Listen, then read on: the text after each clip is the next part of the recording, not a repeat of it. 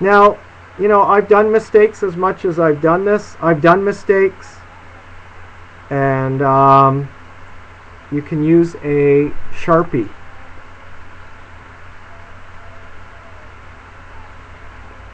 Yeah, he does it similar like this, but like I said, I don't normally do it this way. I'll cut a circle and I drape.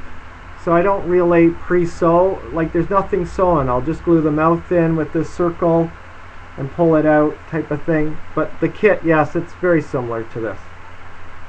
But that's pretty, like this is kind of,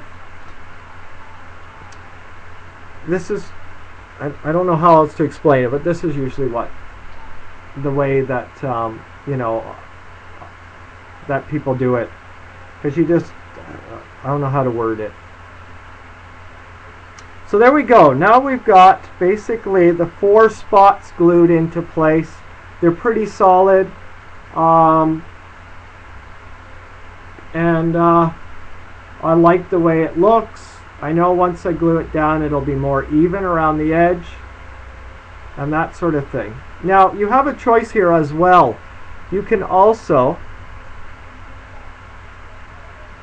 yes, but you shouldn't burn your fingertips if you are, because the fabric, there should be fabric between you and your finger at all times. You don't want it to goop out, but definitely tune. If you are using a glue gun, that's exactly how you deal with it. So now I'm going to glue the rest of the edge and trying to keep it even. So I'm just going to do that with you all. What was I going to say? Oh, if you do goop over by accident, you can use Sharpies or permanent markers. Black, get one in black and in red because they're usually the most common colors. And just rub it over the glue area that goops out, and that'll cover it up. Yeah, that's right, but your goal is not to go there at all. Okay, so here we go. Now I've got this whole area, but I still need to glue down. So I'm going to, and I'm just putting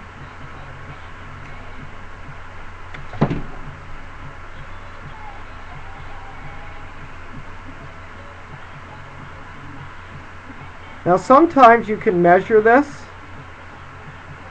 so you can get it really consistent, and I should have done that. All you do is just measure, you know, with a ruler and make an edge and just kind of follow it along and make sure it's lined up. And that's where I use the chalk, so there's no mark left over if it shows. Okay, so I'm just kind of eyeballing it for you tonight. I'm not going to show all sides tonight. I'm just going to show you this one side and then I'll work on it. So again, there's the glue. I only work in small sections. Now I'm getting glue all over my hand. I want to show you guys. So there it is, okay?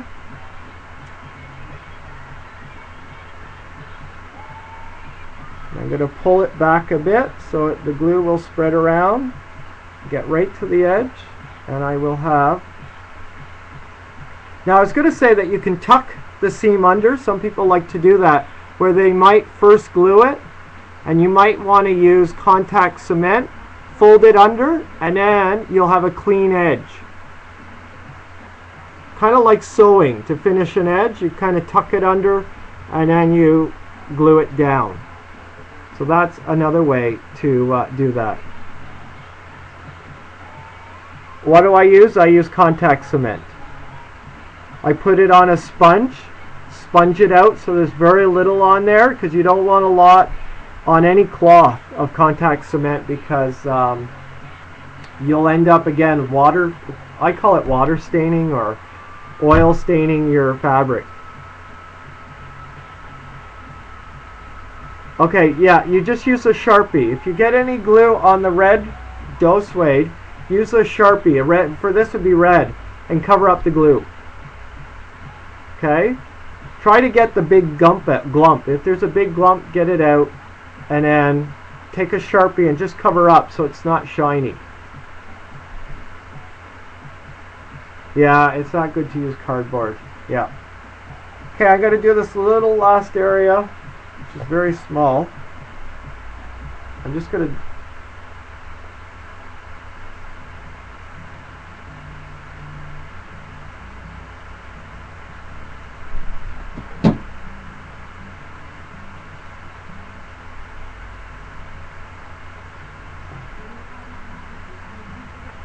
So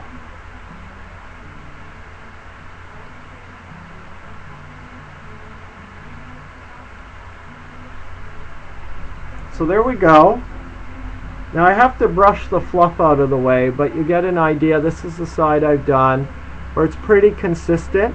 Said I have to brush the fluff. It's still fluffing away on me, but you get an idea, and you just do that for each section. Little bit by little bit, glue it down, pull it back a bit so that the glue spreads, but not too far that you see it. And you'll have